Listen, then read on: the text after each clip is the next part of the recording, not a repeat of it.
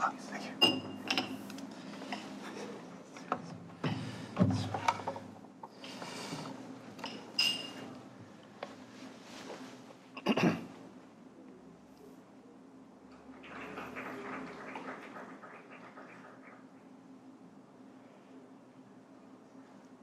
Thank you for the presentation. It's really interesting to see that my research is really close to Sven's. Just two presentations I'm really interested. I think we share the same research interests. So today I'm going to present about the crisis communication strategy from Wormuth and Jenny Motive, which deal with the afterward, probably time two, after some CSR and CSI and some inconsistent information was found by diverse stakeholders.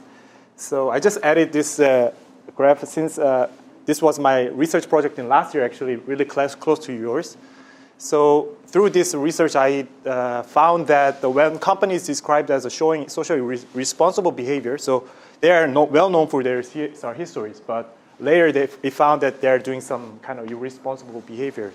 And then I found that this positive effect of CSR history on attraction to organization has been dissipated, which is a kind of a probably backfire. So dissipating effect of negative effect on A2O. However, so I also use a moral identification theory. So it shows that this effect has been stronger for people with higher moral identification level. So that was what I found in last year presentation. So and then I continued to delve into this research idea. And I wondered if this negative effect of CSI, corporate social irresponsible behavior, is so strong, then what would be the company's reaction to or possible solutions toward that? Because I thought that it is inevitable for firms to probably expose to negative publicity. So that was my assumption. And then I wanted to answer the question in terms of the firm's perspective. So this. So I will start with an example of one of the Korean companies. So POSCO is a world-leading steel company. It's well known for CSR, well known for sustainability and ESG. And the thing is that if you type POSCO in the Google, then you see totally different, inconsistent information. That's, I think, it usually happens for probably all of the companies, including Amazon case. So here, the POSCO is awarded. This is in Korean. So sorry. So they are awarded best ESG case in the world as a company. However, there are so many negative publicity informations regarding social and environmental and also even workplace harassment, including sexual harassment and so on. So I wondered, every company does CSR and CSI at the same time, then what would be their response? What should be their response? Because they're always emphasizing they're doing good, while we attribute different motives of the firm based on their wrongdoings probably, which can be easily found. So I looked into how the POSCO responded to this negative event of sexual harassment within the organization. Actually, what they did was silently they silenced. So they were really criticized harshly, and their rationale behind this was so they just keep going their business. They didn't stop because of sexual harassment. They just and they did not mention about. They did say that it's not our work. It is not our. It's not related to our work. It's within the organization, which is a subsidiary of POSCO. But yeah, somehow they mentioned that. So because it was so harshly criticized, they suddenly apologized after 7 days. But what happened is that actually it has been criticized more and more harshly, because if you look into the literature, or probably it's in Korean case, usually a company apologizes on that day or 1 day after apologies. So that's more than 50%. But for POSCO's case, they apologized too late. And also they expressed through the letter, only without appearing on the TV screen or bow down. That's usually what happens in Asian context. And toward whom they apologize to the public and to the media, and not to the victim in the letter. So those are some points that what really interested me, and I wanted to delve into the crisis communication strategy of the firms. Yeah. So again, public response was really negative. They mocked their ESG efforts. So how the firm should respond, crisis communication. Here is the assumption that substantial action follows. I mean, I only deal with communication side, so they should do some practical policies after negative event. Definitely that is the assumption, presumption. From the empirical data, actually a lot of firms are strategically silenced about their negative behavior and apology. But I don't see their strategies are really effective. So then I looked into the other cases. For example, handwritten letter, which was been perceived as a quite positive way, handwritten letters, also bowing down in front of the public. Yeah, so I looked into crisis communication literature. I found that there are mainly 3 strategies. It's not about firm literature, but it's mainly from publicity. So first one is strategic silence. Second is apology. And third one is sympathy, which I think a lot of firms do not really do this sympathy things. So in terms of apology, maybe sometimes the firms give full apology while others give partial apology, which is that apologia, which involves some elements of justification or defense of the action, rather than accepting the full responsibility of the firm. I think probably a partial apologia would be the frequent examples of how we observe after the negative event of the firm. So I looked into those 3 crisis communication strategies and I tested. So in terms of the psychological mechanism, I also looked into motivation, attribution of the company's ESG or CSR efforts, and also firm stereotype. So because a lot of different stakeholders, when they perceive CSR or CSI, they tend to perceive the firm in a certain stereotype. So I referred stereotype context model, which deal with firm warmth and firm competence, and also attribution theory of how stakeholders infer the motive of ESG after they witnessing the negative event. Yeah, so if the CSI, irresponsible behavior, happens, then people tend to see the company as a responsible, but it actually differs, right? So when CSI happens, the level of how the different people see the company as a responsible probably diverse based on their experience, based on their brand loyalty, or whether they are like employees of the firm or others. Yeah, so I looked into perceived crisis responsibility. So first hypothesis is that perceived crisis responsibility after some negative event would negatively affect firm warmth. So the firm is bad. And then I looked into genuine motive of CSR, which derived from attribution theory. So when people see companies engaging are more warm than they infer. Actually, in terms of the CSR motive, there are, in literature, it says 3 motives. The first one is profit-driven, stakeholder-driven, and the last one is genuine, altruistic-driven. Probably this relates to like symbolic one, and this will lead to related to substantial one. I think genuine, altruistic motive. So I looked into genuine motive of CSR because that's what affects stakeholders' attitude positively. So only when people perceive that CSR motive is genuine, they appreciate CSR efforts and form their positive attitudes. And the more people perceive that the firm is warm, then the more the firm is perceived to be genuine in putting their efforts. So that is from the literature. So yeah, the second hypothesis, mediated by firm warmth, leads to genuine motive of CSR. And now I looked into crisis communication. So it matters. So strategic silence, a lack of communication from organization, deliberate lack of organization communication, no comment. Yeah, but the thing is that the firms are usually doing this because there are legal implications to speaking out or whether they are responsible or not. So that's why probably many firms are strategically silenced about negative events. And apology, again, and sympathy finally. So sympathy is emotional communication. However, the prior literature says that there is no difference between sympathy and apology. So prior literature says that there's no difference. So emotional communication doesn't really matter. So I looked into this. However,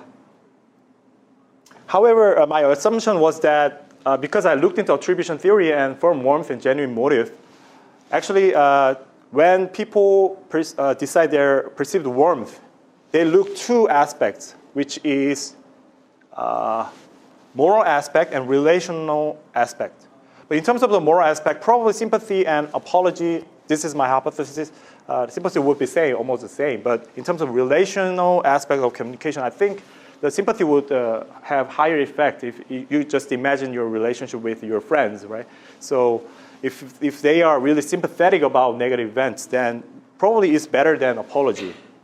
So this is my third hypothesis on crisis communication moderates the effect between mediators. And fourth, full model. And fifth, it will lead to positive attitude toward the firm. So I tested. So this is just a preliminary study. So I do not have a lot of samples, but I did check a clear moderation or mediation effect. So experiment one, I tested strategic silence and three different types of crisis communication. And in experiment two, I compared apology and sympathy, which is my main point.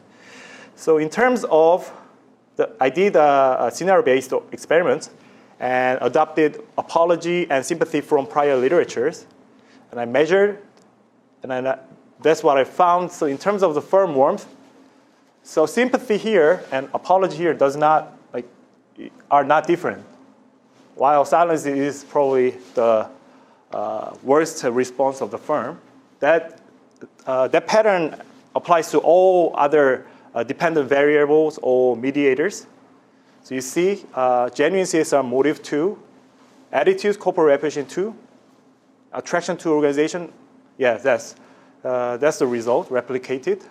Intention to job pursuit as well. So in this experiment one, I replicated, I think, a prior literature on there is no difference between apology and sympathy. Then I further looked into these two different responses, and I tested. So I gave another scenario-based experiment on time 1 and time 2. So I measured time 1 after some negative event happens, this, and then I gave another scenario about different communication strategy. And what I found was that the main effect supported, mediation supported again, moderation effect supported. So it means that I think the core part of this research is this graph. So if you are showing sympathetic communications and your firm warmth prior to your crisis communication has positive effect on firm warmth after crisis communication, while in apology it does not have any effect. So I can say that the effect of firm warmth before crisis communication dissipated after apology, while if you use sympathetic communication, it's still valid or viable. Yeah, so I tested full model, also supported, and also attitude supported. Yeah, so this is the whole result of my experiment. Yeah, so for apology again, prior firm warmth no longer has effect, and then probably it will lead to not much difference on attitude toward the firm. So only in sympathy prior effect of firm warmth continues. Does it matter? I think so, because if firm just apologizes as a business as usual, then they will not benefit from their prior efforts of ESG and CSR, because they have so much effort to keep their firm warmth level so high. But actually, if you just apologize and forget, then that history of CSR and ESG dissipates. That's what I think I found. So in terms of managerial implication, I strongly want to suggest to the firm that you should use sympathetic communication. I don't know how, but maybe I need to do more research. So emotional crisis communication, which is not really found in business, right? CEO, they do not cry or. But I think that we see a lot in political figures. So maybe we can learn from them. Yeah. So importance of warmth and genuine CSR motive again. Yeah. Yeah, thank you. This is the end of my presentation. Thank you. If you have any questions, yeah, please. I find that interesting that sympathy has more value than apology. In this example, does sympathy include like accepting blame? Because I would think of it as if I was watching a firm do this, if they apologize, which in my mind includes kind of accepting blame, that would I would value that more than them being sympathetic. Yeah. Which to me is kind of, you're not really you're not accepting blame, you're just saying, oh, this is a bad situation. Is that reflected in how you measured it or the literature or? Yes, exactly. So the sympathy is more than apology. So it not only accepts the responsibility, it's more emphasizing or more probably focusing on emotional part. So for example, for sexual harassment event, then the statement would be, I really do empathize with the victims of this tragic event. And so main contents would be not just in responsibility, but it's really emotional. So. But are you saying that sympathy is kind of like above and beyond an apology, where they accept blame and they're sorry? Yeah. Okay, that makes more sense. Yeah. I wasn't sure if it was did not have the part. It does have it. Okay. So plus, actually, yeah. That's a really important distinction, I think. That you just made a clarification. Because there is that sense of giving sympathy even without accepting responsibility. Okay. You do see it quite often. Right. From politicians, I have to say. Yeah. In a sort of, this is what we needed to do, and that's had some negative implications, and now we're going to do what we can to deal with those. That's very different than apologizing for the action itself. And so I do think it's good that you clarified that. The way that you're conceptualizing that this is over and above an apology. Yeah. So I think that's important for interpreting your results. Yes. You start with, I just feel bad that this happened, and this, this terrible situation, but you never say the words, I'm sorry, this is our fault, and you just go right to, oh, this is a bad situation. That can be sympathetic without ever accepting blame, which I think a lot of politicians or companies would do, but you're never actually really admitting that you did anything wrong then. Actually, that's a really, really interesting point because in here, not just the silence, but apology, also scholars pointing out that apology requires the organization publicly accept responsibility, including legal positions. So that's what makes companies are really not willing to take responsible for their own, probably in terms of communication. Actually, that's you probably see it. Yeah. The distinction played out most in corporate downsizing literature. So the sacking of large numbers of employees. Which of course the company doesn't feel good about, but they can't really apologize for making a strategic choice to get rid of a division. But they will of course be putting plans in place to try and support former workers through transition and things like it. So if you were going to see a distinction, it's probably in a place like that. Okay, so I think the question relates to your point. Relates to probably in the cultural background as well. Little bit of sense because I've seen cases in Korea, which is a collectivistic country. So in our cases, backlash is really harsh. So if they do not accept full responsibility for that, nothing changes. So in Korea, I would say that probably a lot of cases after a negative event, they somehow accept full responsibility. So that's like a baseline for them. Yeah. So and then what matters in different cases was that, I think in successful cases, probably they show more emotional parts. So that's what I found, like handwritten, some letters from K-pop idols, some celebrity involved in negative events. They suddenly on the video screen and handwritten letter. That's the kind of custom. So I wonder why is it different in business, celebrity, and political figures, and emotionally. I think one of the things probably in business communication is that we tend to think that showing emotion is kind of unprofessional, seen as unprofessional or inadequate and probably for CEOs or So it's also cultural. It'd be interesting as a future direction to look at sympathy without the apology versus apology versus both. That's interesting. The third condition. To see if can CEOs get away with just the sympathy but not the apology. Maybe not in every context, every culture, but. Yeah, that would be super interesting. Yeah, thank you. Please. Yeah, thank you very much for your presentation. It was really interesting. I was wondering, who were the participants in your experiment? So first experiment was job seekers in Korea. The second was U.S. citizens through Prolific. So it was a fictitious scenario then? Fictitious.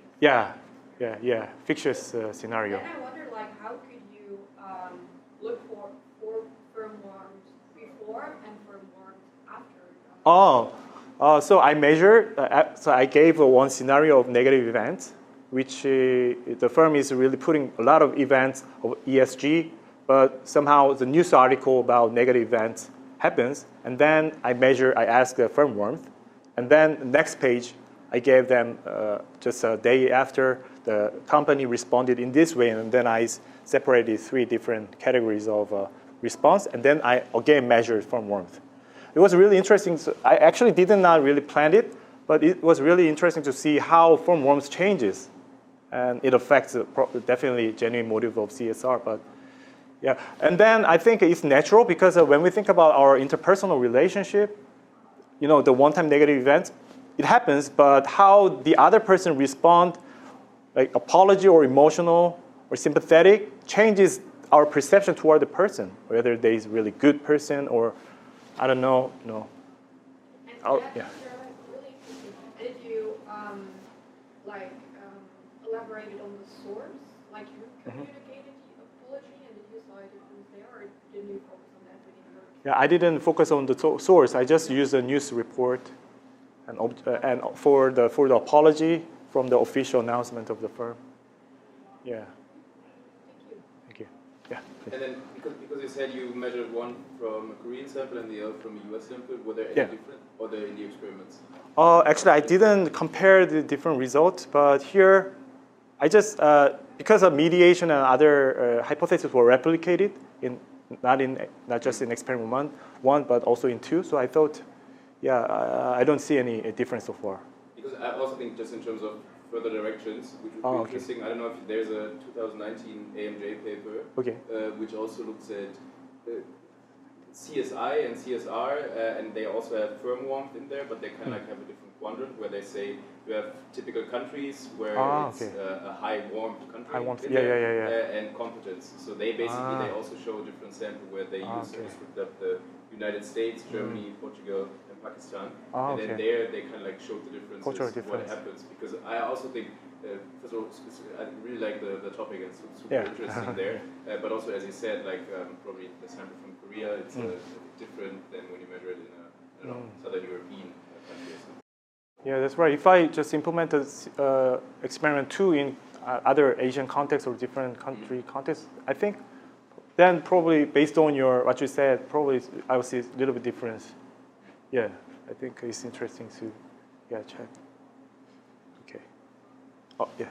Thanks for the presentation, very interesting. So as you mentioned in the beginning of this presentation that the company apologized after these 7 days. I guess 7 days. Yeah, the post-coast case was 7 days. I just want to maybe not in this experiment, because you mentioned that the company responds to 1 day after the crisis. Yeah. So maybe in the future direction, it would be like after 7 days or 3 days, they apologize or show some sympathy to the victims. So I'm not sure if there's any differences between these. Yeah, that's a good point. Maybe I can start the research from the very simple study that you just mentioned. Yeah. So time difference. Yeah. Okay. Could be a moderating. Okay. I see. Timing of the communication. Okay. Thank you.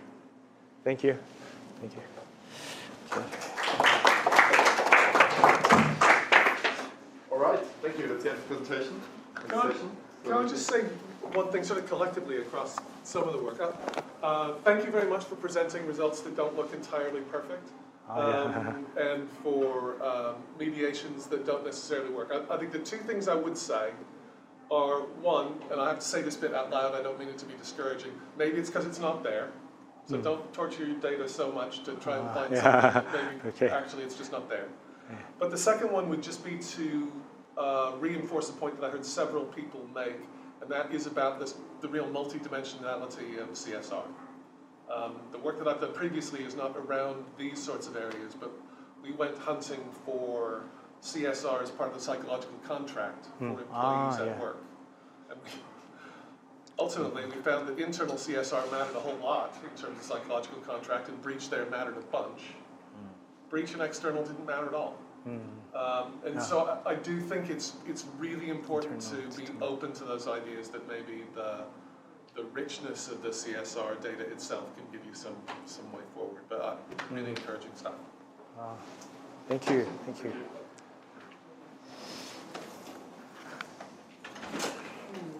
What was your psychological contract CSR papers were?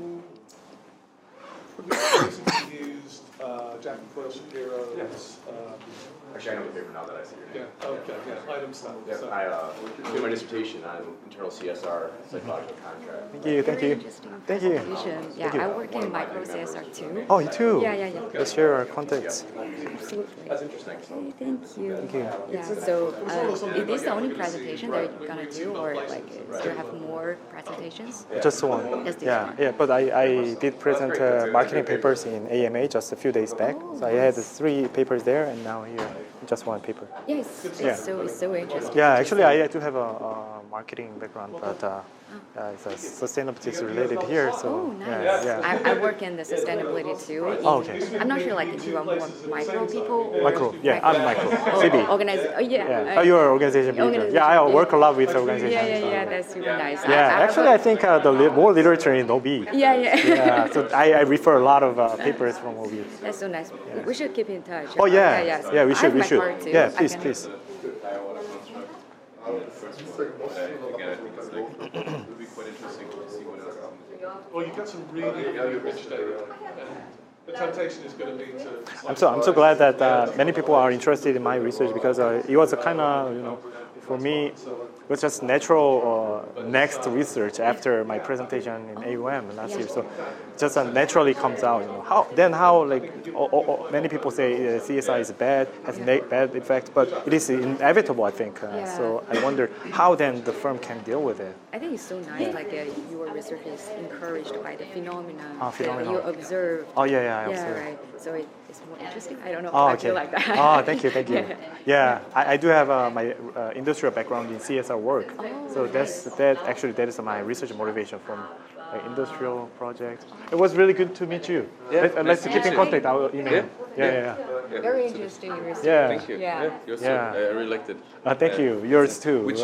Which warmth scale do you use? From warmth, I think from. I forgot, but it's But I can send you that one. Acker, and yeah. I can send you that one AMJ paper. It's a nice Oh, one. okay. Thank it's you. From 2019. It's Shea and Horn, but I can okay. I can see your name from the. Oh yeah. I too. Yeah. Just so that's a nice thank one. you. And then Yeah. I don't. Yeah, Do you know AMJ. any of the work of Magda Donia? Magda Donia? I don't Yeah. know. It's also she. Oh, it's from Canada, right? I think so. Yeah, Ontario or University something. of Ottawa. Ottawa. Yeah. Yeah. She's doing some great work, and also because I think for you it will be quite interesting because she does I think both some of the CSI things and communication also. Oh, communication also. Yeah. Wow, it was And really she hard also, for I think me. like she published a lot in also Journal of Business Ethics, but it's okay, yeah. I'll I really look like her research. Yeah. Oh wow. It's good. Thank you. Yeah. Yeah.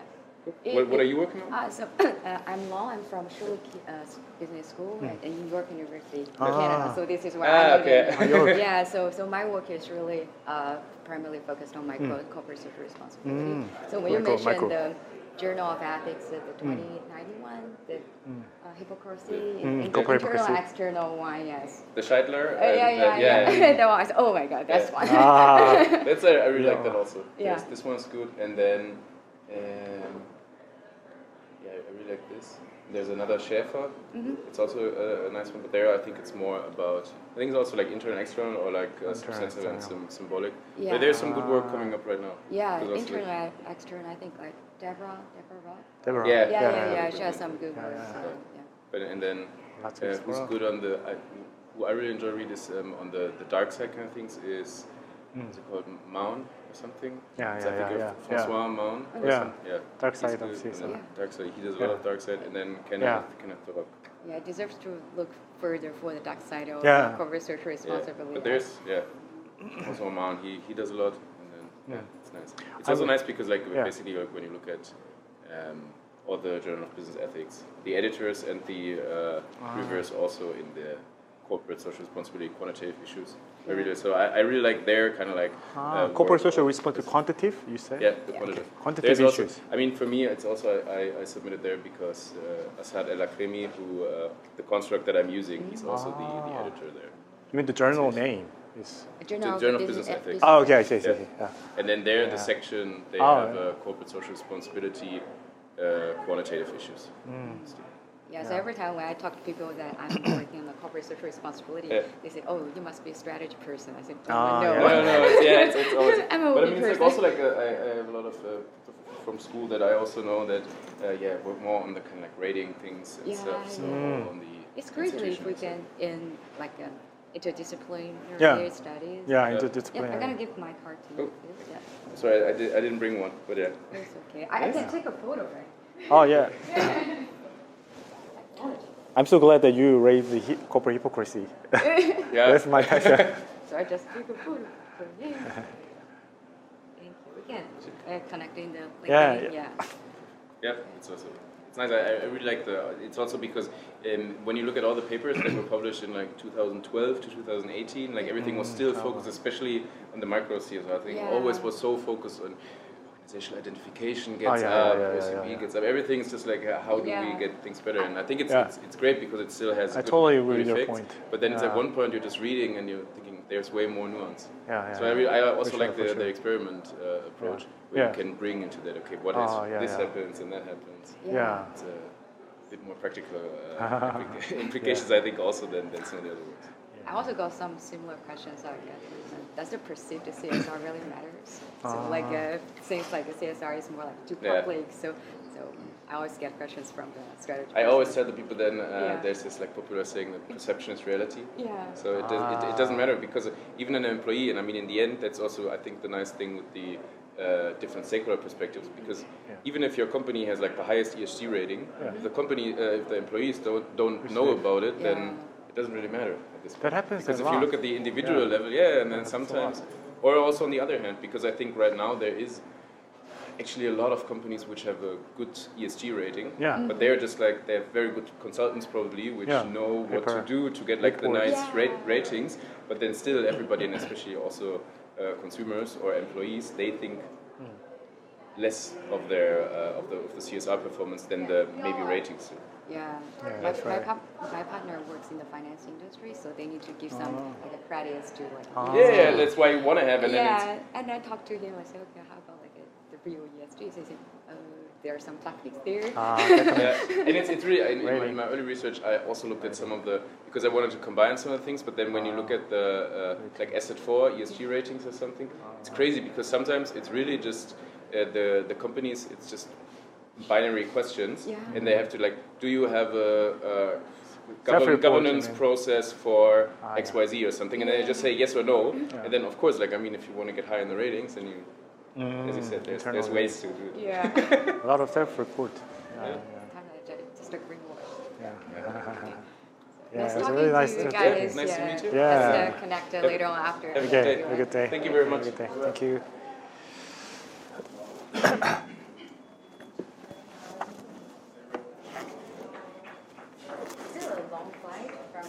Seoul? Yeah. Kind of, 13 hours. Don't stop. No stop. Don't stop. Oh yeah, it was unfortunately non-stop. Oh, that's nice, because I've heard someone, I have a friend. Yeah. Okay. It takes around like 16 hours. 16 hours. Oh yeah. So it takes like a lot. work too. Yeah. So I only come to the conference once a year actually. I would like to, but it takes a lot of time. Yeah, it takes a lot of time. Yeah. Also financially, it's a kind of burden to me.